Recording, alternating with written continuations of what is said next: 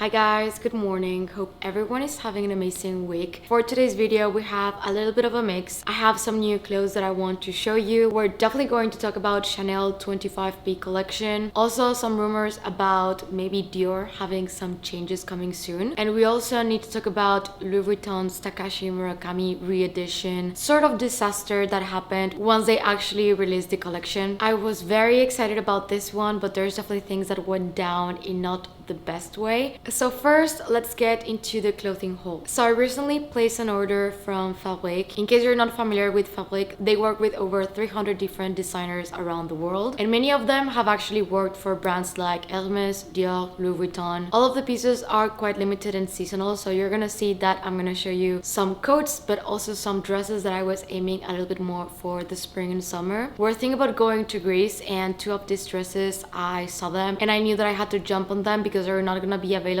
for a really long time. So everything is quite unique. This is the first one that I got, and if there's anything that I always kind of gravitate towards to is white sweaters, very specifically white jumpers. The designer is called Heidi Bischoff and she's from New York. The sweater is a mohair blend. It's very soft, it's very comfy. It's a little bit oversized, so I ended up going for extra small, but I'm usually a small, so I would definitely recommend to size down. I love the puffy sleeves and all the details that it has. It's perfect for winter because it's very warm and also very easy to just layer on it. It's not super thick. Now this jacket, I had my eye on it for a while now, and I was very lucky to be able to get one in stock because my size was out of stock for the longest time. I am in such a suede phase that I just kept finding myself wanting a suede jacket so bad. This one is called the Cottingham jacket. It's designed by Sina Stanek and she's from London. It is faux suede and it's really soft, and on the inside is also very comfortable. It's a crop jacket and the sleeves are very roomy, so if you want to put a sweater underneath, you can do it with no problem. This is going to be an amazing piece to transition from winter to spring. I hope that it starts to get a bit warmer around here soon and that I can only go out with a jacket. I love the color. It's like this caramel brown and it has this vintage but kind of new feel to it. I'm also a really big fan of wool jackets, especially cropped ones, because they look amazing with knee-high boots. And this one is called the Alina hand-rolled buttons wool jacket. This is a perfect cozy white jacket that is just all white, which is something that I was looking for because it's very easy to build an outfit on top of that, so you can add some colors with the bags, but it's also very warm, very soft, and just the fit in general I really like. It has a kipao inspired cut. I was also looking for the longest time a cropped trench coat too. I have trench coats and I love every single one of them, but I don't have any shorter ones, and sometimes I just don't want to go out with a long coat, and it's been raining quite a lot and I've been looking and I finally found one. This one is called the Lina cropped trench coat and the designer is Stefan Braunbauer from London. He was Versace's design director and he has created pieces for Rihanna, JC,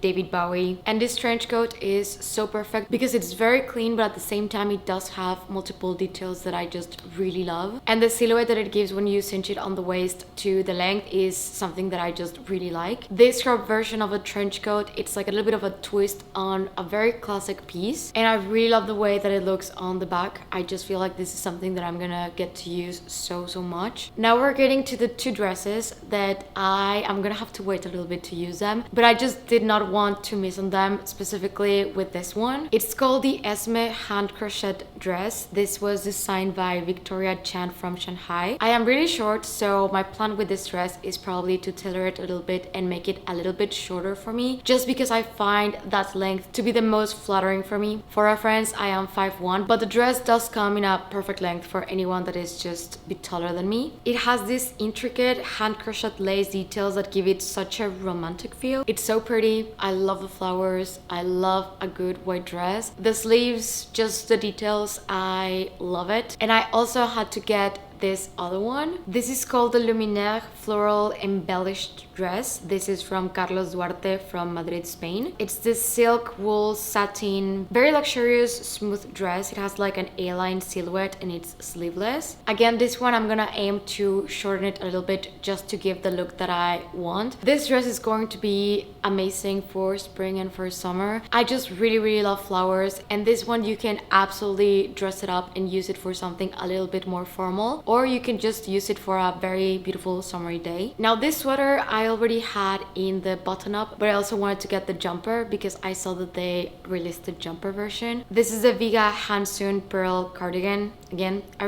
really love pearls, and this is going to be something that I'm gonna be able to implement a lot. The designer is Daphne Wright, and she's from Rome. It's a baby alpaca blend with little pearls around the sweater, and it's just comfortable and so beautiful. And the last piece is something definitely more elegant, but I kind of needed a beautiful black dress for a special occasion, and this is the Airless one shoulder gown. The designer is Eli Asran from Los Angeles. It has this silky fabric and it's very flattering. It's an asymmetric long black dress, like it's just perfect, definitely very flattering. This is something that I had never had in my closet, and when I tried it on I just loved it so much. So in case anyone has like any type of event that needs a beautiful black dress, would highly recommend this one. I will be linking all of these pieces on my description box down below in case anyone is interested. They have a massive selection of different pieces and different designers, depends on what you're looking for. My Fabrique discount code is TOLU, and this gives you 12% off the entire website. And now let's dive into Chanel 25P collection. So my two favorite collections every single year tend to be Cruise and Printemps. They're usually pastels, there's a lot of pink, there's blues, there's pearls, and there's very beautiful tweeds. But pre-collections tend to be a little bit smaller. There's one bag in this collection though that has me head over heels in love,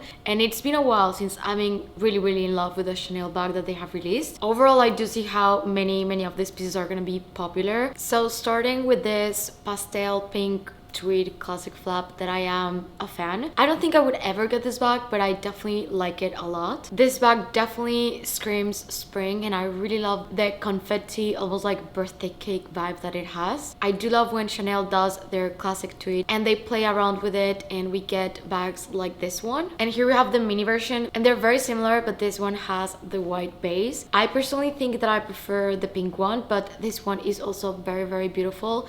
And if I was to go for a bag like this one, I think I would probably go for the mini size. So Chanel stopped producing the minis in the caviar, and they were only doing it in lambskin, which is a bit more delicate. But if you ask me, I do prefer lambskin way more over caviar. However, seasonally they have been releasing some mini bags in caviar, so you do have the alternatives, and we do have this ones in black. And the chain has little CC details, so it is a piece that it's going to be different from the classics for sure, but it's very similar to the classic minis. So for anyone that has been hunting on the pre-love market for a classic mini in the caviar from collections from a few years ago, this option could be. And also the price points of seasonal bags tend to be a little bit lower. We have this mini in the coral that the one thing that did stand out for me is what happened to the back pocket, because it's not a classic Mona Lisa back pocket. So being a seasonal bag, they make a few changes to make them a little bit different. Maybe this one is a bit more functional in that sense, because the Mona Lisa back pocket on the classic bags, if they're smaller, it doesn't really fit much, and this one is basically the size of the bag, so you can definitely fit credit cards there probably. Now I saw this style throughout the entire collection, and if the bag is black, the edge is white, and if the bag is white, the edge is black, and I really like them. I don't know if I would get them personally, but I do really like the contrast. It does kind of scream classic Chanel, at least to me. I also really like the detail that the hardware is also white, so I'm definitely kind of a fan of these bags. I would not jump on them because of the price point, but I do like the design, and I do like what they did to this, because it is very on brand, but something different from what they have been doing in the past couple of years. Chanel jumping into the east-west style, and I actually kind of really like it. The fact that it has a top handle, it's still very classic Chanel, but they're just kind of slightly jumping into the east-west style. They also have a taller option in different colors, but if I was to pick one, it would definitely be the east-west one. Now this little gray bag reminds me a lot to the Diana bag. It's a classic bag that they discontinued that I've always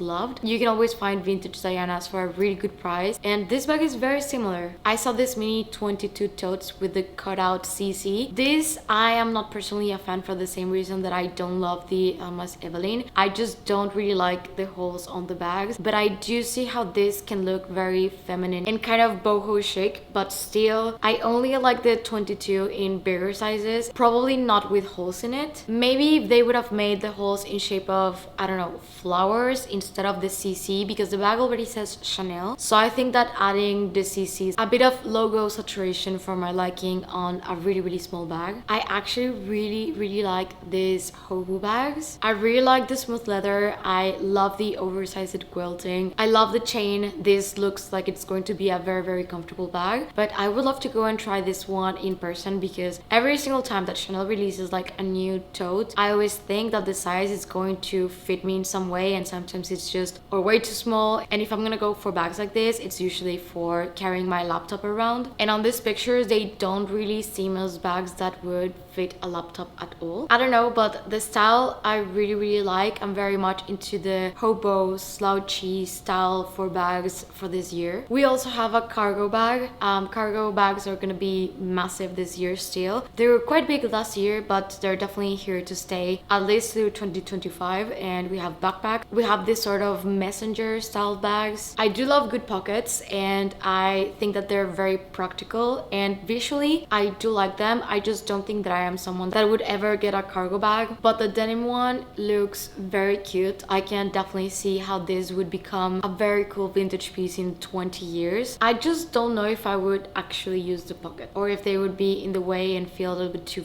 fussily. We have these square bags that have like a pearl top handle. I think it's a very different, unique, still quite classic Chanel bag. The backpacks unfortunately are gonna be a no for me. There's a lot of micro bags, very similar to what we have seen before, but in this pink yellow. We also have the black with the white piping. I think my favorite one is going to be this one that looks like a cylinder. I don't know why, but I've always really liked that style of bag. Now this is the bag.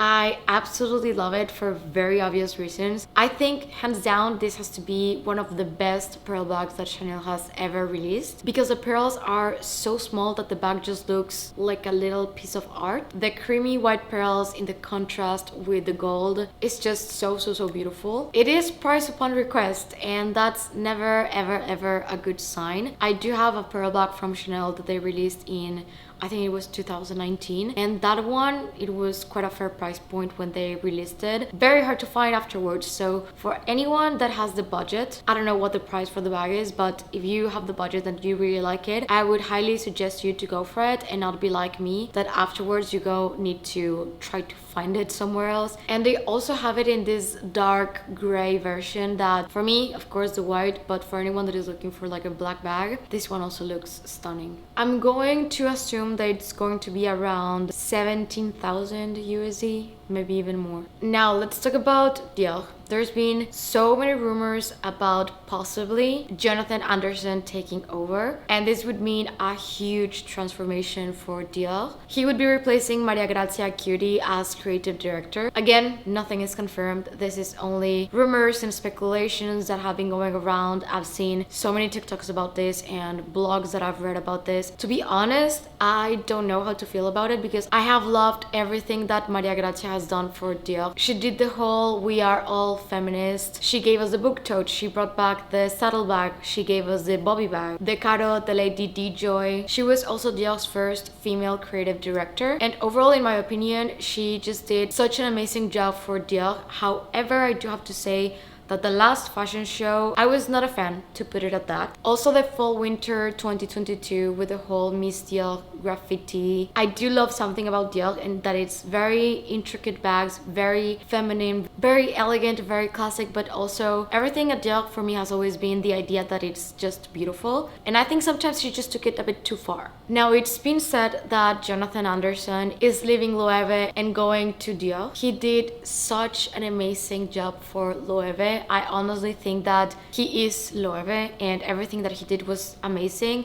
Even if some things were not really my style, like the eggshell shoes, the balloon shoes, the Polly Pocket clothing, it's very cool, it's very innovative. You can tell that he has so much to bring to any brand, to the table. I just don't know if he's gonna adapt to Dior very well, because it is definitely a bigger brand than Loewe that has so much heritage and so much story. Loewe has such an amazing craftsmanship, the quality, the way that they do marketing is also incredible, and he's just very creative creative, very innovative, and if he can bring some of this to Dior, I think it could be really, really cool. And probably the most important, exciting runways. I feel like runways have lost their appeal, at least for me, from a while now. They used to be so much fun to watch and now they feel kind of repetitive, and I feel like this could be a really good mix. But honestly, who knows? Right now for me, Dior stands in really shaky ground with the whole factory scandal and the latest collections that have felt very uninspiring and unappealing, at least to me. They don't really feel like Dior anymore. It feels stuck in a cycle of safe, predictable releases. But who knows if Jonathan Anderson takes over, if he will be able to have that creative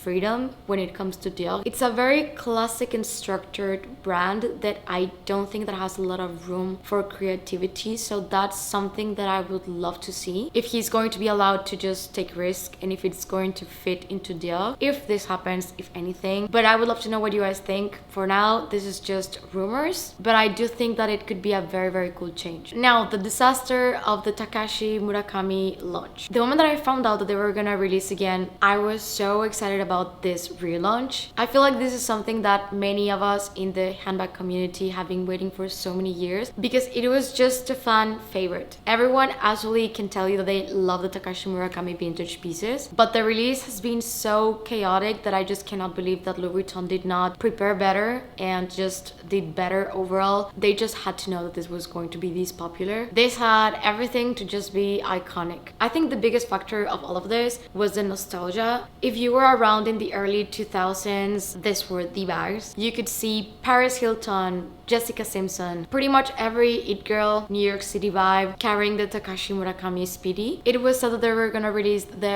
multicolor monogram, which is my favorite one. The panda, the cherry blossoms, and the cherries. There's been some leaks of those two that let me show you. These are supposed to come later on this year. The cherry blossom ones, the pictures are really bad. I'm so sorry, I had to screenshot this from Instagram. The cherry blossom pieces, I really, really like it. But the actual cherry ones, we can see this Speedy 30 soft, the side truck the pochette métis is West in the monogram with the cherries, the On The Go, the Venice backpack in denim, the Never Full, and a few SLGs. And I think I'm gonna have to agree with many people in the community that have already said this, but it just doesn't look right. These are really bad pictures, so we could all be wrong, and maybe when they release it and we see them in person, we're just gonna change our minds. But right now, this feels oddly familiar and similar to Coach. And of course, there's quality, price, and the brand standing behind it that makes a huge difference between these two brands. I just don't like the cartoonish vibes that they gave the cherries. Also, why Speedy 30s and not Speedy 25s or 20? But I'm keeping an open mind for this one. Maybe I'll see it in person, and same as the cherry blossoms. Find it really cute. But overall, the main issue that they had is that the moment the online launch dropped, people could not even get on the website, and if they placed an order, orders were cancelled. The people that pre-ordered, many of them got cancelled because they just did not oversee for some reason that this was going to be very, very popular. And a brand like Louis Vuitton should be ready for this sort of traffic, and canceling pre-orders is something that is just not acceptable. Then comes the in-store experience, which was also not very good. There was no stock, and if they had some display pieces, they did not let anyone buy them.